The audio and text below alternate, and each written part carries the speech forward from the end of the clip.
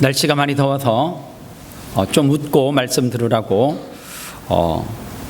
그냥 웃고 인사하기까지는 그냥 즐기시기 바랍니다. 똑똑한 사람은 예쁜 사람을 못 당하고, 예쁜 사람은 시집 잘 간 사람을 못 당하고, 시집 잘 간 사람은 자식 잘 둔 사람을 못 당하고, 자식 잘 둔 사람은 건강한 사람을 못 당하고, 건강한 사람은 세월 앞에 못 당한답니다. 연대별 상품을 보니까 10대는 신상품이고, 20대는 명품이고, 30대는 정품이고, 40대는 기획상품이고, 50대는 반엑스힐이고, 60대는 창고 방출이고, 70대는 분리수거고, 80대는 폐기처분이고, 90대는 소각 처분이랍니다.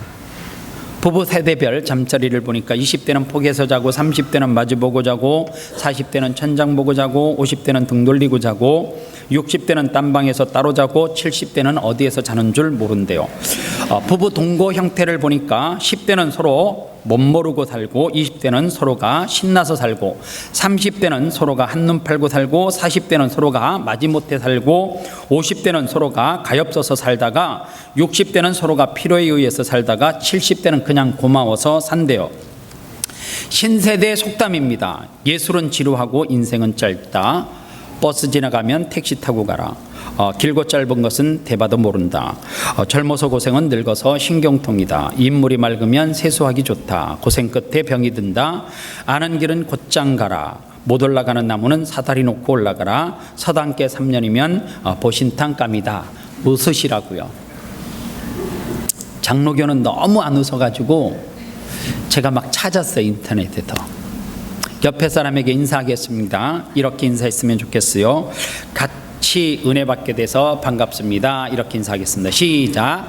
같이 은혜 받게 돼서 반갑습니다. 예. 가슴에 또 손을 얹어봐요. 가슴에 손을 얹고, 하나님이 보실 때 나는 정말 두고 보기에도 아까운 사람이다. 시작. 하나님이 보실 때에 나는 정말 두고 보기에도 아까운 사람이다. 그래요? 정말? 아니, 본인이 두고 아까운 게 아니라 하나님이 볼 때에 우리의 믿음을 보시거나 우리의 신앙생활을 보고, 야, 너는 정말 내가 두고 보기에도 아까운 존재예요? 스스로 설명하니까 순간 막 죄지은 것 같죠? 오늘 우리가 신앙생활 하면서 수에 대해서 이야기를 하는데, 아라비아 숫자가 아니라 하나님이 읽어내는 수, 그리고 사람이 생각하는 수예요.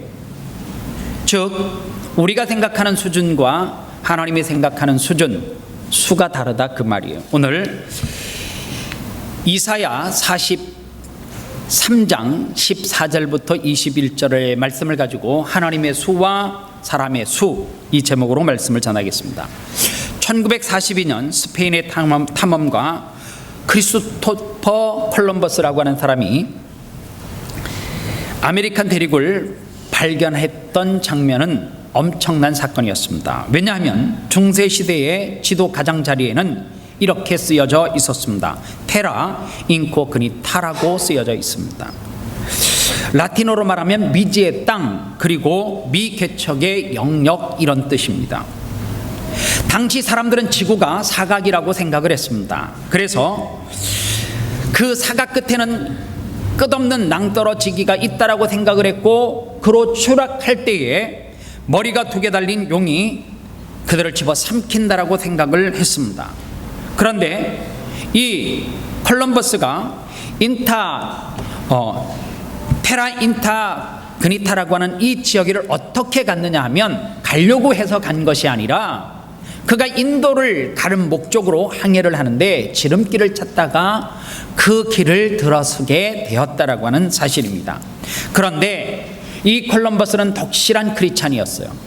그가 자신의 일기 가운데 이런 이야기를, 그 당시의 상황을 써놓았습니다. 나의 항해 계획을 들은 많은 사람들이, 아니 모든 사람들이 나를 비웃었다. 하지만 성령님께서는 내가 분명히 감동을 주셨고, 성령님께서 말씀으로 내게 위로를 주셨다라고 써놓았습니다. 그에게 용기와 위로를 줬던 분이 누구냐? 성령님이에요.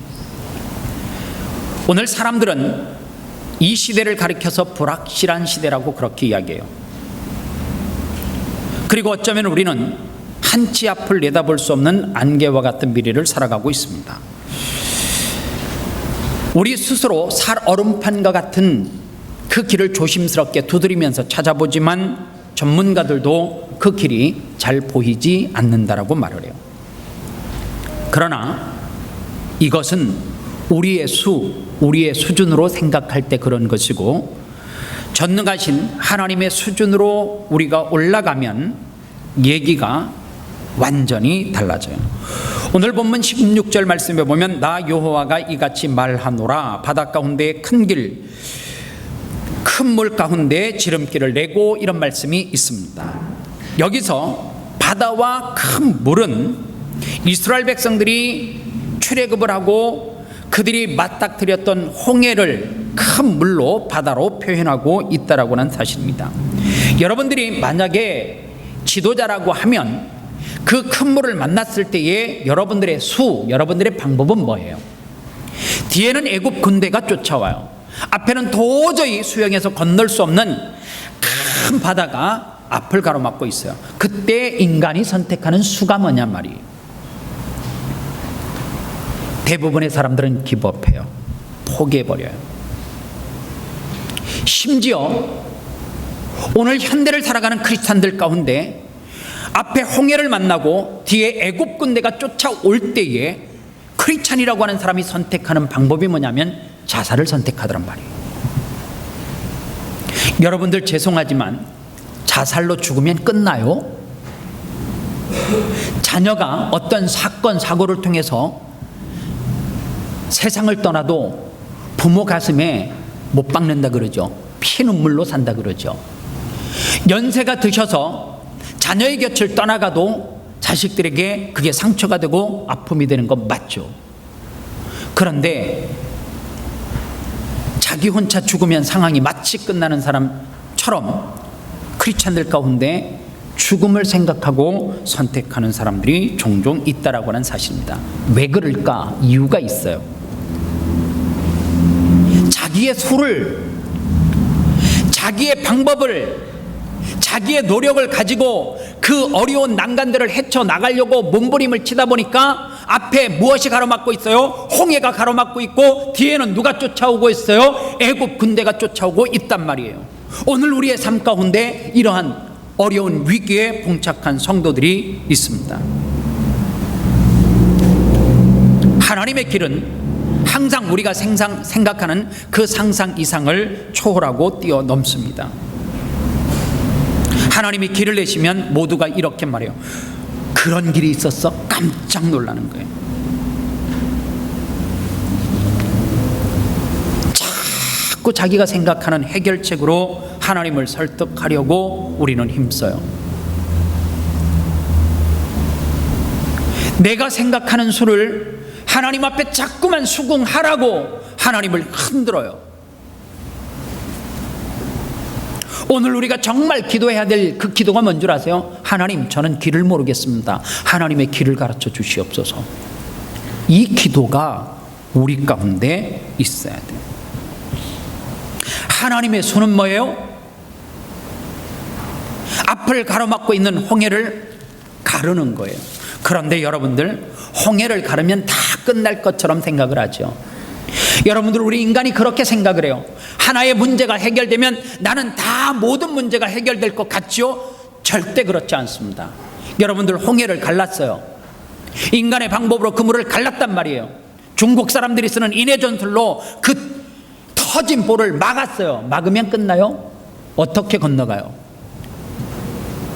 바다 밑은 무엇으로 되어져 있어요? 뻘. 여러분들 런닝맨 보셨죠? 유재석이가 그 뻘에서 게임하는 거 봤어요? 막 춤추면서 자기 멋대로 움직이고 자기 멋대로 턴하고 다 가능해요? 불가능해요. 뻘에 한번 발을 디디면 또 발을 옮기는 순간 푹푹 빠져서 그 안에서 아무리 힘이 좋은 장정이라 할지라도 헤어나올 수가 없어요. 그런데 성경은 뭐라고 이야기하는 줄 아십니까? 하나님께서 그 밤에 동풍을 일으켰어요. 이 동풍이 어떤 바람인가 도저히 이해가 안 가요. 오늘 아침에 하나님께서 깨닫는 은혜를 베풀어 줬어요.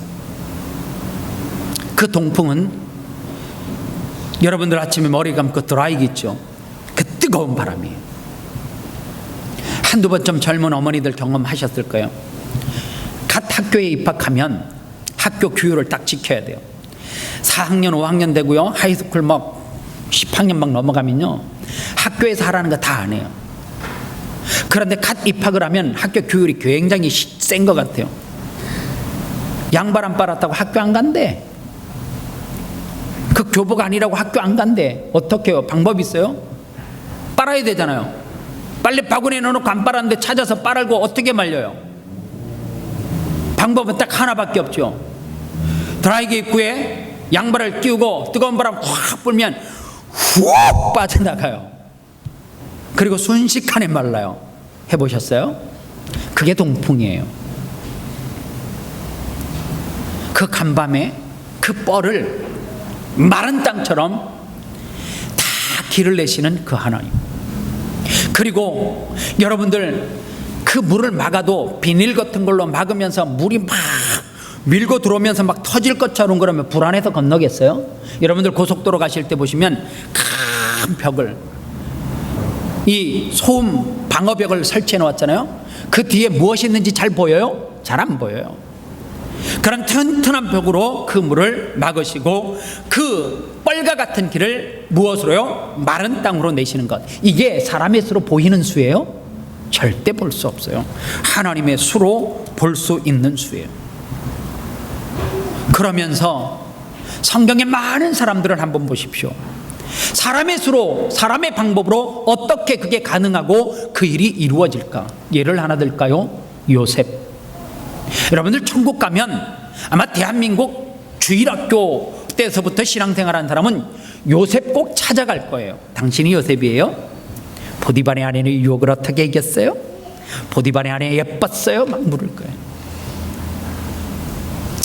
팔레스타인 사람인 요셉, 애굽 사람은 팔레스타인 사람을 능멸해요. 요셉이 아무리 머리가 좋고 총명하다 할지라도 그가 아마 경쟁력을 통하여서 애굽의 총리가 되면 할아버지가 돼서도 불가능해요. 제가 볼 땐 불가능해요. 뭐와 같은 건 줄 아세요? 제가 일부에 그때 물어봤어요. 한국에 살다가 호주 와서 호주 시티즌이 됐는데 어느 날 갑자기 세계 강대국인 미국에서 총리 되는 게 가능할 것 같아요. 그러니까 아주 힘들지요 그러더라고요. 아주 힘든 일이에요. 그런데 보세요. 요셉이 만약에 형들에게 팔려가지 않았다라고 하면 어떻게 살았을까? 제가 볼 때 마마보이나 그냥 부모님의 사랑을 독차지하는 존재로 살았을 거예요. 그런데 하나님께서는 그런 요셉을 원수의 나라와 같은 애굽으로 팔려가게 하시고, 그리고 환난과 시험을 통해서, 역경을 통해서 감옥까지 가게 하시고, 그리고 그를 애굽의 총리로 세우신 것. 여러분들, 그의 억울함이, 그의 약함이, 그의 고난이, 그의 시험이 요셉을 요셉되게 하지 않았습니까? 여러분들, 우리가 흔히 쓰는 단어는 아니지만 신묘막측이라고 하는 단어가 있어요. 사전에 찾아보니까 신통하고 묘하여 미리 예측할 수 없음. 이게 하나님의 수예요. 이게 하나님의 방법이에요. 우리의 수는 아이들이 부모님을 속이는 것, 아이들이 부모님에게 무엇을 할 때에 수가 보여요, 안 보여요? 다 보여, 다 보여. 표정에서 드러나요. 사람이 쓰는 수를 보면 다 그 수는 보여요. 그런데 하나님이 쓰는 그 수는 신묘막측해서 우리가 전혀 예측할 수 없다라고 하는 사실입니다. 하나님의 생각은 사람의 생각을 초월해요. 기독교의 역사도 그렇습니다. 1949년도에 중국의 공산정부가 들어서고, 그리고 마오쩌둥이라 그러죠. 우리가 발음하는 모택동, 이 사람이 서양의 선교사들, 그 나라에서 선교하는 모든 선교사들을 다 추방해버렸어요. 그리고 사람들은 이렇게 예측을 했어요. 이제 중국의 기독교의 문은 완전히 닫히고 중국의 기독교는 이제 사그라들 것이라고 예측을 했단 말이에요. 그리고 그 다음에 등소평, 이 사람이 모택동의 정책을 계속해서 이어받아 가지고 선교사들이 활동하는 것이 상당히 어려웠어요. 그런데 놀라운 사실은 그렇게 선교사들이 추방되어지고, 그리고 중국 교회 지도자들이 세워지지 않았는데 중국은 1억 1,000명으로 추상되어지는 성도들이, 그 선교사들이 추방되어지고 난 그 시기 가운데 부흥하고 성장했어요. 수년 동안 지하교회에서, 그리고 공식적으로 삼자교회에서 성도들은 성령의 놀라운 역사의 바람이 불기 시작해서, 그 중국이 우리 대한민국의 기독교 인구가 최고 많았을 때가 70년, 80년, 90년, 이 시대가 대한민국 기독교 몇 명이라 그랬냐면 최고 성장했을 때 90년 말에 1200만 성도라 그랬어요. 중국이 1억 1,000만 명이에요. 비교돼요. 그런데 지금 다시 시진핑, 중국은 무슨 뭐 이렇게, 그래서 핑퐁을 잘하나 봐요.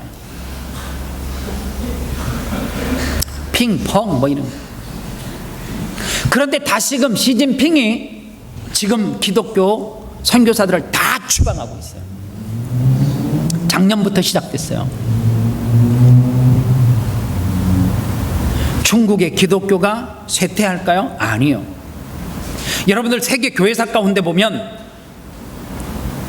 유럽에서 강력한 성령의 바람이 불었던 것이 교회가 쇠퇴하고 타락하면서, 그 성령의 바람은 메리플라워를 타고 갔던 청교도들에 의해서 신대륙에 가서 복음의 씨앗을 뿌렸고, 그 미국의 대륙은 복음의 놀라운 폭발적인 역사로 말미암아 미개한 땅, 대한민국의 조선이라고 하는 땅에 선교사들을 보냈고, 이 조선이라고 하는 땅은 세계 기독교 역사 가운데 가장 짧은 기간 동안 가장 많은 성도들이 부흥했고 성령의 역사가 일어났던 현장이었어요. 저 혼자 저의 시각으로, 저의 영적인 눈으로 왜 지금 시진핑은 수많은 선교사들을 다 추방할까? 하나님의 역사예요. 제가 볼 땐 하나님의 역사예요. 왠 줄 아십니까? 중국의 그 성령의 뜨거운 바람, 그들 속에 일어나는 성령의 놀라운 역사를 선교사들이, 그 뜨거움이 식어져서 영이 약해서 그들의 성령의 능력, 성령의 폭발적인 그 역사를 감당할 수 있는 영성이 안 되는 거예요. 왜요? 선교사들이 너무 변질되고 타락했어요. 제가 중국에 있는 모든 선교사를 싸잡아서 이야기하는 것은 절대 아닙니다. 그런데 한국에서 파송된 선교사들, 중국에서 사역하는 선교사들이 영이 너무 식어버렸어요. 그들을 감당할 수 있는 영이 부족해요. 그것을 정책적으로 몰아내는 거예요. 하나님은 어쩌면 저 중국이라고 하는 그 나라 가운데 하나님의 성령의 역사가 그들 속에 있는 그들을 일으켜서 전 세계를 땅끝까지 복음 증거하는 민족으로 삼을 수도 있겠다라고 하는 것이 제 영적인 시각이에요. 한국교회가 중국 선교사들에게 수없이 중국이 세계를 변화시키고 북한을 들어갈 것입니다. 이유도 없이 조건도 없이 선교사가 무엇을 하는지도 모르고 그냥 돈을 밀어줘요. 세상에 중국에서 선교를 하는데 그 자녀들은 미국에서 공부를 해요? 유럽에 가서 공부를 해요? 무엇으로 어떻게 해석을 하시겠어요? 오늘 우리는 기억하셔야 돼요.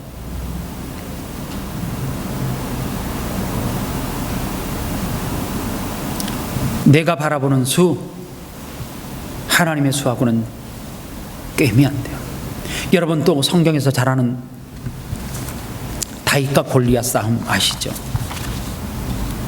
사무엘상 17장에 그 사건이 쭉 기록되어져 있는데 여러분들 성경을 잘 보시면 우리가 주일학교 때부터 설교를 많이 들었지만 성경에서 정말 중요한 메시지를 찾아내지 못해요. 여러분들 이스라엘 백성들과 블레셋 이 양 진영이 전쟁을 하기 위해서 서로 진을 치고 있는데 이스라엘의 영적 지도자는 사울이었고 그리고 훈련된 군사들이 블레셋을 대적하기 위해서 자리 잡고 있어요. 또 반대 진영에는 블레셋의 장수 골리앗이 많은 군사들을 데리고 서로 대치하고 있는 상황 가운데 성경에 보니까 골리앗이 무려 40일 동안 아침 저녁으로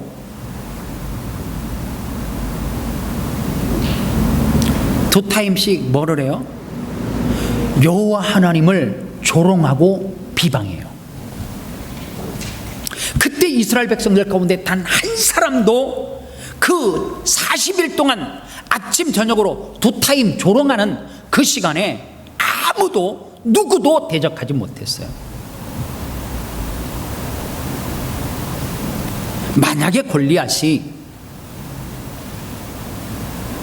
황당한 대적이라든가 아니면 크기는 큰데 힘이 별로 없는 제홍만과 같은 사람이면 싸워볼만 하지, 그렇잖아요? 그런데 골리앗은 그 이스라엘 백성들 앞에 딱 섰을 때에 육척장승이라 그러잖아요. 키가 2m 60 보셨어요?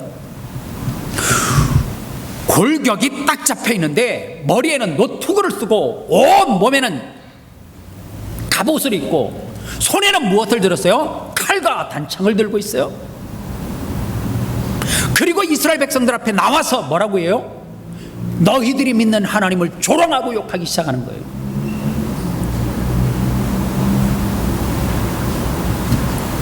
만약에 내 아버지가 4시간 아니 한 1시간만 누가 욕을 한다면 우린 분명히 그랬을 거예요. 힘이 없어도 지나가면서 아저씨 밤길 조심하세요.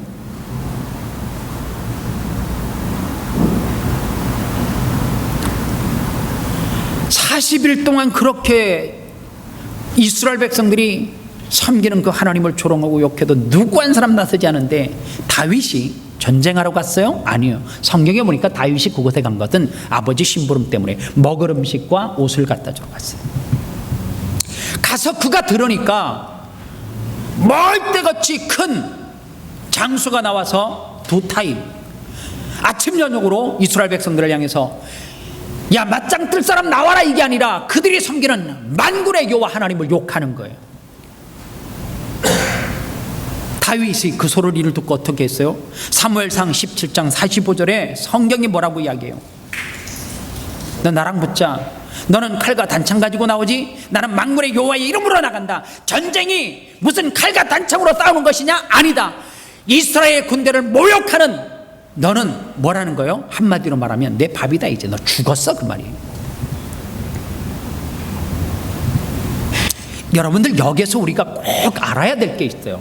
이 메시지가 주는 것이 다윗이 골리앗을 물맷돌로 죽였다, 이게 포인트가 아니라 왜 이스라엘 백성들은 블레셋 적들 앞에서 그렇게 벌벌벌벌 떨고 40일 동안 아무런 액션을 취하지 못했을까라고 하는 거예요. 이유가 있더란 말이에요. 여러분들 세상의 패러다임을 가지고 골리앗이 나왔을 때 이스라엘 백성들이 무슨 패러다임을 가지고 그들을 대적해요? 세상의 패러다임을 가지고 그들과 붙으려고 하니까 힘의 저울질에서 게임도 안 되는 거예요. 그러나 다윗은 세상의 패러다임을 가지고 노투구를 쓰고 갑옷을 입고 칼과 단창을 들고 왔을 때에 그는 세상의 패러다임이 아닌 하나님의 패러다임으로 바뀌어졌어요. 다윗은 승리하고 이스라엘 민족 전체는 실패한 이유가 뭔 줄 아십니까? 이스라엘 백성들이 진 이유는 딱 하나예요. 어중띵이 어중간하게 훈련받고 어중간한 칼과 단창 이거를 갑옷을 입고 있는데 골리앗을 보니까 어떻게 해요? 노트구를 쓰고 있는데 게임이 되겠어요? 칼을 보니까 길이가 다른데 게임이 되겠어요? 오늘 교회가 오늘 성도가 세상에 패하는 이유가 뭔 줄 아십니까? 세상에 패러다임으로 올 때 세상에 패러다임으로 붙으니까 깨지고 지는 거예요. 오늘 우리가 세상과 싸워서 이길 수 있는 방법은 뭐냐? 패러다임의 변화예요. 어떤 변화를 줘야 돼요? 세상의 패러다임으로 올 때 우리는 신앙의 영적인 패러다임으로 바뀌어져야 돼요. 오늘 왜 한국교회가, 오늘 성도들이 왜 이긴 줄 아십니까? 하나예요. 자꾸만 세상의 방법으로 맞짱 뜨려고 그래요. 무슨 좋은 프로그램을 만들려고 하고, 제가 아무리 고민을 해봐도 못 이길 놈이 하나 있더라고요. 나영석 PD. 못 이기겠어요. 1박 2일 만들죠. 무슨 산에서 또 밥 해먹는 거, 섬에서 밥 해먹는 거 만들죠. 아이슬란드에 보내가지고 무슨 오로라를 보고. 우리 교회가 할 수 있어. 뭐 못해. 우리는 고작 해봤자 나는 자연인이다 이런 것밖에 안 꿈꿔요. 우리는 나는 더덕이면 돼 이러고, 나는 둥글려면 이렇게 싸우니까. 여러분들 꼭 기억하셔야 돼요. 우리의 약함, 자꾸만 그 약함을, 결핍을 어떻게 해결하려고 하느냐면 내 수로 풀어가려고 해요. 너무 답답한 거예요. 저는 우리 교회 청년들을 보면서도 너무 답답한 게 많아요. 뭐 이야기면 수저 이야기해. 수저. 야, 수저 없으면 나무 깎아서 먹었다. 야, 뭔 금수저, 흙수저, 뭔 은수저, 뭔 수저가 그렇게 중요해. 멜번 여행 갔다 온 청년들 빨리 손 들어요. 멜번 가신 분 다 들어봐 한번. 아니 뭐 내가 안 갔다고 교회에서 안 보내줄 거야. 그냥 들어. 욕할 거 아니니까. 뭐 하나 보고 왔나 안 보고 왔나 그거 물으려고 해요. 청년들 손 내려. 멜번에 갔어요? 나도 2번 갔어요. 멜번에 갔는데 뭘 보고 오셨어요? 혹시 멜번에 가서 제플 슈츠라고 하는 샌드위치 가게 가보셨어요? 그러니까 니들은 안 되는 거야. 미안해. 아담 데이비스 슈라고 하는 새 청년이 돈을 모아서 샌드위치 가게를 오픈하려고 가게를 알아봤어요. 다운타운에 들어가 보니까 샌드위치 가게는 어디에 세워야 돼요? 적어도 사람들의 통행이 굉장히 빈번한데 그냥 올라가요. 뭐 갈등해. 그냥 가면 되지. 시계 봐도 끝날 때 다 돼가잖아요.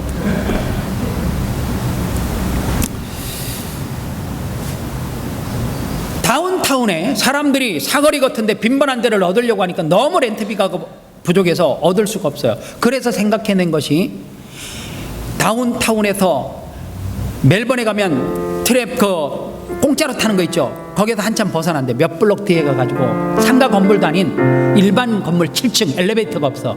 그리고 여러분들이 호주에서 너무 좋아하는 거,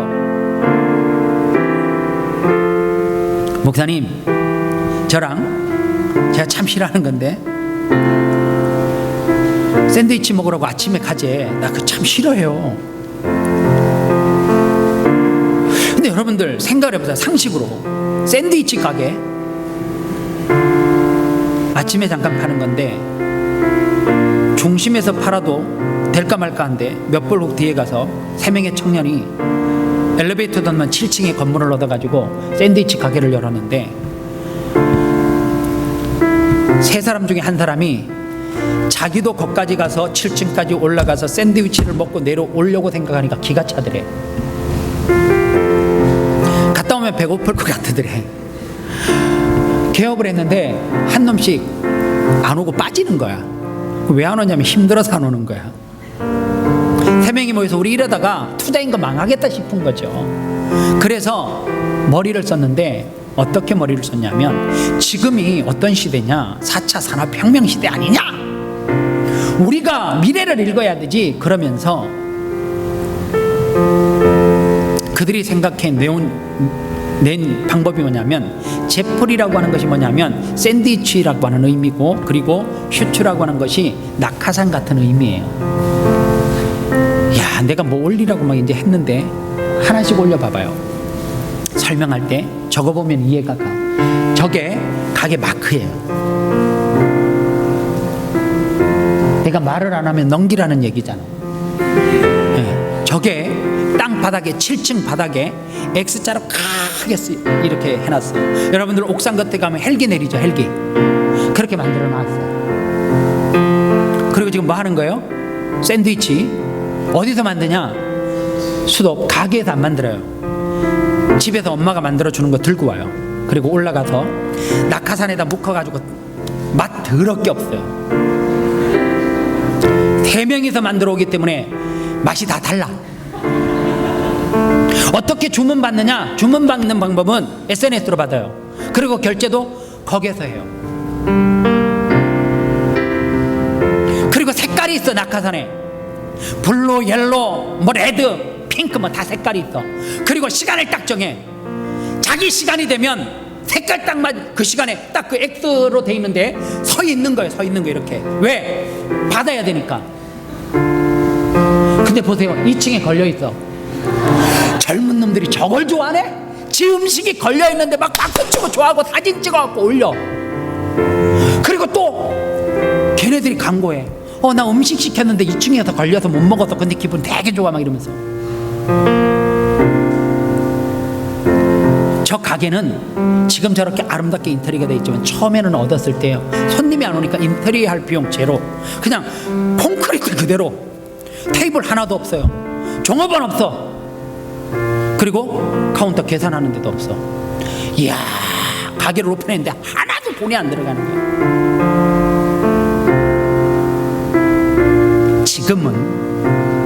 지금은 저 세 사람이 재벌이 됐어요. 전 세계 유명한 도시에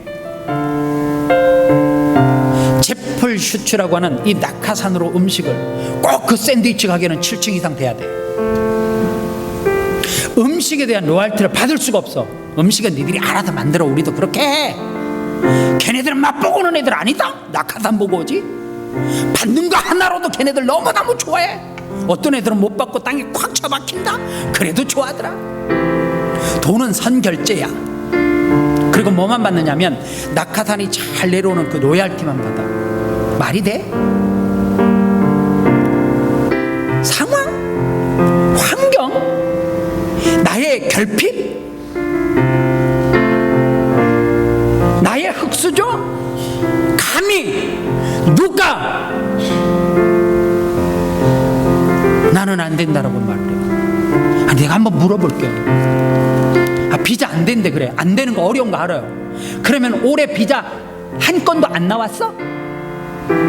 단 한 명도 이 호주에서 비자 못 받았대요? 누가 그래? 올해 우리 교회에서도 받은 사람이 있는데? 왜 항상 역경과 고난과 결핍이 오면 왜 죽겠다라고 말을 해요? 죽겠다면 죽어요. 성경이 뭐라 그래요? 내 입으로 시인하는 대로 그대로 해준대.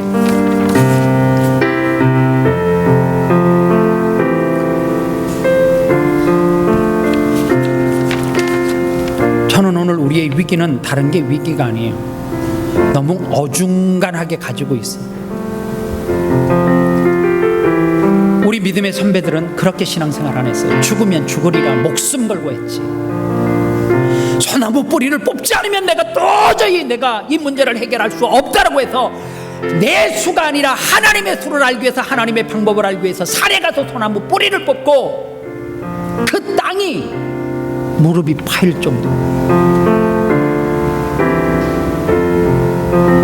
기도하는 그곳이 땅이 파일 정도로, 잔디가 파일 정도로 하나님 앞에 엎드려서 그 소나무를 부여잡고 소나무 껍질이 다 벗겨지고 그것이 쓰러질 때까지 하나님 앞에, 하나님이 내게 수를 가르쳐 주시옵소서, 하나님의 방법을 내게 가르쳐 주시옵소서. 그래서 다 이기고 승리한 거예요. 오늘 미안하지만 너무 어중간하게 가지고 있어. 너무 신앙이 어중간, 어중띵이야. 조나단 웨드워드라고 하는 유명한 설교가 학자요 설교가인 사람이 있습니다. 어느 날 조나단 웨드워드가 자기가 신앙생활하고 자기가 말씀을 가르치는 교회 성도들을 보면서 너무 안타까운 거예요. 어느 날 하나님 앞에 기도하는 가운데 성령님이 네가 가르치는 교회 성도들 다 천국 가겠느냐? 너 확신하니? 물으시더래요. 그리고 주일날 강단에 서서 성도들을 쭉 바라봤대요. 성도들을 바라보는 순간 그 성도들 가운데 무슨 생각이 드느냐 하면 세 분류로 정확하게 구분이 되는데 아무리 두고 봐도 이 사람은 천국 갈 수 없는 신실한 하나님의 자녀가 있고 의심 성도가 있더래요. 아무리 자기가 그 성도를 봐도 의심스럽다는, 저게 구원받은 사람의 삶인가? 구원받은 사람의 신앙의 고백인가? 자기가 아무리 생각해도 의심이 갈 수밖에 없는 의심 성도로 분류를 해놓는 거예요. 또 하나는 자기가 봐도 구원받을 수 없을 것 같은 확신이 드는 성도, 세 분류로 구분이 되어지더래요. 그리고 그날 단위에서 이 이야기를 그대로 성도에게 전했어요. 사랑하는 성도 여러분, 오늘 제가 하나님은 아니지만 이 큰 교회에서 신앙생활하는 여러분들을 보니까 제가 세 분류로 구분이 명확하게 됩니다. 누가 뭐래도 천국 갈 하나님의 백성이 있습니다. 그러나 대부분의 사람들은 의심 성도입니다. 믿음이 있다라고 말할 수도 없고 없다고도 말할 수가 없는데, 그런데 그 믿음으로, 그 구원의 확신으로 천국 갈 수 있겠습니까? 또 한 부류는 그런조차 하기도 힘든 부류의 성도들이 있다는 거예요. 좋으면 교회 오고 싫으면 어려움이 오면 교회 떠나고, 좋은 일이 있으면 바쁘다고 교회를 떠나고, 1년에 몇 번씩 가끔 예배드리는 성도를 볼 때 천국이라고 하는 것, 구원이라고 하는 것을 그 사람들에게 말할 수조차도 없는 성도들이 있다는 거예요. 제가 말할 수는 없지만 여러분들은 이 세 부류의 신앙인으로 구분한다라고 하면 여러분들은 어디에 속하는 성도입니까? 어떠한 풍파와 역경과 환난과 어떠한 문제가 있어도 주를 떠나지 않는, 복음 아니면 안 되는 구원의 확신이 여러분들에게 있습니까? 의심할 여지가 없는 천국 백성이에요. 그러나 어떤 상황과 환경 때문에 때로는 하나님을 찾다가 하나님을 찾지 않다가, 아무런 일이 없으면 교회 오고, 그리고 별일이 있으면은 가장 우선순위가 그 일이어야 되는, 누가 봐도 스스로 가슴에 손을 얹고 하나님이 보시기에도 두고 보기에도 아까운 나 스스로 하나님 앞에 그런 존재인지 아닌지를 한번 냉철하게 짚어보시기를 바라요. 마지막으로 제발 이제 수 쓰지 말아요. 머리 쓰지 말아요. 통계 제발 이제 그만하세요. 하나님 앞에 맡기세요. 그리고 하나님 앞에 기도하세요. 주님 아니면 안 됩니다. 이 문제 내 방법으로 안 되니까 하나님 책임져 주시옵소서. 하나님 도우시옵소서. 그리고 제발요, 어떠한 행동을 할 때 이 일이 하나님의 영광이 드러내는 일인지 하나님의 영광이 가려오는 일인지를 제발 좀 생각하고 판단하고 결정하고 행하십시오. 내가 이익이 생긴다 할지라도 하나님의 영광이 가려워지면 그거 하면 안 되는 거예요. 세금 떼먹으면 안 된다 그 말이에요. 도적질하면 안 된다 그 말이에요. 예수 믿는 사람들이 상황에 따라서 믿음이 흔들리면 안 된다 그 말이에요. 비록 내 삶 가운데 그리 아니하실지라도 여호와 하나님 앞에 감사할 수 있어야 되고 하나님 앞에 매달릴 수 있어야 돼요. 오늘 하나님은 우리에게 명령하십니다. 네 머리 그만 쓰라고요. 그리고 네 인생 하나님 앞에 맡기라고요. 여러분들 대한민국 목욕탕에 가면 지금은 뭐 그런 거 없습니다만은 지금도 좋은 목욕탕에 가도 그 카운터에서 단복을 입은 여인이 그래요. 손님, 중요한 물건이 있으면 맡기시죠. 옛날에는 빨간 글씨로 맡기지 않는 물건은 책임지지 않습니다. 주인 이 백씨가 이렇게 써놨어요. 근데 얼마나 사람이 미련하냐면 중요한 거 있으면 소지품 맡기세요. 그러면 지갑을 맡기고 있잖아요. 지갑 안에 있는 내용물 있잖아요. 캐시하고 카드는 지 주머니에다 넣고 캐비넷에다 또 넣어놔. 아, 그런 어리석은 자가 어디 있어요? 그 사람이 지갑 맡기래요. 지갑 안에 들어있는 기증품 맡기라는 거지. 그렇잖아요. 그 지갑 누가 줘도 쓰지도 않는데 지갑 맡기고 그 안에 있는 거 카드 꺼내고 뭐 꺼내고 다 이거 열어갔어요. 없어졌어.